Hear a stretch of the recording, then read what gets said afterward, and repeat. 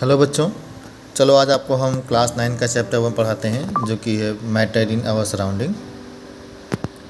इस चैप्टर में अगर हम टॉपिक्स की बात करें, कौन कौन से टॉपिक्स हमको पढ़ने हैं, तो बेसिकली हमको मैटर इन आवर सराउंडिंग पढ़ना है, फिजिकल नेचर ऑफ मैटर पढ़ना है, कैरेक्टरिस्टिक्स क्या क्या हैं उनके, है ना, स्टेट्स ऑफ मैटर जैसे सॉलिड, लिक्विड एंड गैसेस के बारे में पढ़ेंगे। Can matter change in its states, इसको पढ़ेंगे।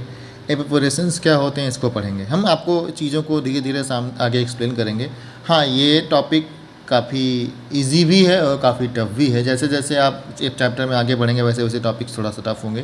मैं पूरी कोशिश करूँगा कि आपको चीज़ों को अच्छे से अच्छे तरीके से एक्सप्लेन कर सकूँ। मेरी पूरी कोशिश रहेगी कि हमारे बच्चों को चीज़ें समझ में आएँ और आप नोट्स बनाते चलिएगा इन टॉपिक्स का। चलिए चलते हैं इंट्रोडक्शन पे। अगर हम बात करें इंट्रोडक्शन की, तो आपके सामने स्लाइड में देखिए लिखा हुआ है everything in this universe is made up of material which has been named matter. मतलब दुनिया में जो भी चीज़ें हैं, साइंटिस्ट ने उनको मैटर नाम दिया है। जो कि हम सांस लेते हैं, खाना जो खाते हैं, वाटर जो हम पीते हैं, stone, clouds, stars, plants, animal, everything in around us is matter. Matter is our surrounding. मतलब हमारे आसपास जो भी चीज़ें हैं वो सभी कहीं ना कहीं मैटर ही हैं। अर्ली टाइम पहले जो है हम जो पंचतत्व होता था, जिसको फिलोसफर पंचतत्व कहते थे, जैसे कि हवा, पानी, आग, बादल और आपका मतलब ये सब चीज़ें सभी कहीं ना कहीं लिविंग और नॉन लिविंग थिंग्स सभी जो है मैटर में ही आती थी। अब चलिए आज की डिफिनेशन समझते हैं। साइंटिस्ट ने अभी जनरली मॉडर्न टाइम में क्या डिफिनेशन दिया है। तो लिखा है everything in this universe made up of matter. हम आपको पहले ही बता चुके हैं, है ना।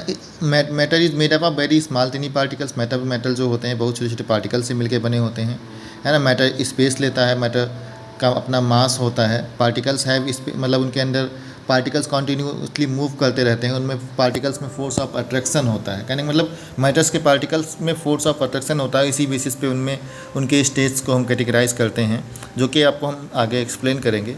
आप नोट्स बनाते ज़रूर चलिएगा इन चीज़ों के। आप वीडियो को पॉज करके लिखते चलिएगा। मेरी पूरी कोशिश है आपको ईजी से ईजी लैंग्वेज में आपको हम चीज़ों को समझा सकें। देखिए आपका नेक्स्ट स्लाइड में आपके सामने हम आपको चीज़ों को बता रहे हैं कि matter can change its state from solid to liquid, liquid to solid, या फिर liquid to gas and vice versa, something जो भी है। आप भी जानते हैं कि किसी से वाटर है, एग्जांपल ले लो आप, उसके टेम्परेचर को हीट करोगे आप तो गैस में कन्वर्ट हो जाए पहले, और उसके बाद टेम्परेचर को आप कूल करोगे तो वो सॉलिड में कन्वर्ट हो जाएगा। तो कहने का मतलब ये सब काइनेटिक एनर्जी की वजह से होता है, उसमें फोर्स ऑफ अट्रैक्शन होता है ना। ये आपको हम अभी ये सामने बताना चाह रहे हैं। काइनेटिक एनर्जी के बारे में शायद आप लोग जानते हैं, शायद बहुत सारे बच्चों को नहीं पता है। जो 7th क्लास में बच्चों ने फोकस नहीं किया होगा स्टडी पे, आपको हम समझाते हैं। देखिए characteristics of particles of matter पे चलते हैं। तो मतलब 3 तरह के कैरेक्टरिस्टिक्स हैं इनके, हम सामने अभी आगे अच्छे से एक्सप्लेन करेंगे। कहने का मतलब मैटर्स क्या होता है स्पेस, उनके बीच में स्पेस होता है ना। वो ऑल टाइम मूव करते रहते हैं, और उनके पार्टिकल्स के बीच में क्या होता है, फोर्स ऑफ अट्रैक्शन होता है। मतलब एक दूसरे को वो पार्टिकल्स आपस में खींचते रहते हैं, है ना। तो ये आपके कैरेक्टरिस्टिक्स हैं जिनके बारे में आपको हम आगे बताने चल रहे हैं, और काफ़ी इंपॉर्टेंट टॉपिक्स हैं ये तीनों के तीनों। इनको आप देखिएगा ज़रूर अच्छे से, और फिर बोल रहा हूँ नोट्स ज़रूर बनाते चलिएगा, क्योंकि मैंने बहुत इजी लैंग्वेज में आपके सामने चीज़ों को रिप्रेजेंट किया है। जैसे कि आप देख सकते हैं, आप जानते हैं कि देखो फिगर में आपको समझ में आ रहा होगा कि मैटर किससे मिलके बना होता है। तो आप बोलोगे मैटर पार्टिकल से मिलके बना होता है। अब देखो पार्टिकल्स, जैसे आपकी मदर हैं घर में, अपनी मम्मी लोगों के पास से हम एग्जांपल लेने की कोशिश करते हैं। जो हमारी मदर्स होती हैं वो रेगुलर वे में आटा गूंथती हैं रोटी बनाने के लिए।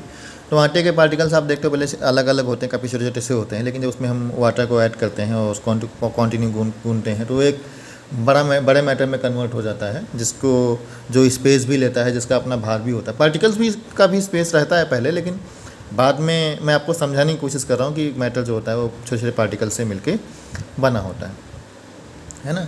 अभी आपको समझाते हैं कि particles of matter have space between them. जैसे कि आपने कभी देखा होगा जब आप सॉल्ट या शुगर को वाटर में डिज़ोल्व करते हो, है ना, तो वाटर बिकॉज इस particles have space between them, तो वाटर में, सॉल्ट में या फिर शुगर में स्पेस होता है, तो वो क्या करते हैं कि गिलास में आपकी एक बराबर वो जगह ले लेते हैं। लेकिन इनको जब हम वाटर में मिक्स करते हैं तो साल्ट और वाटर को मिक्स करते हैं तो वो एक नया मिक्सचर फॉर्म करते हैं।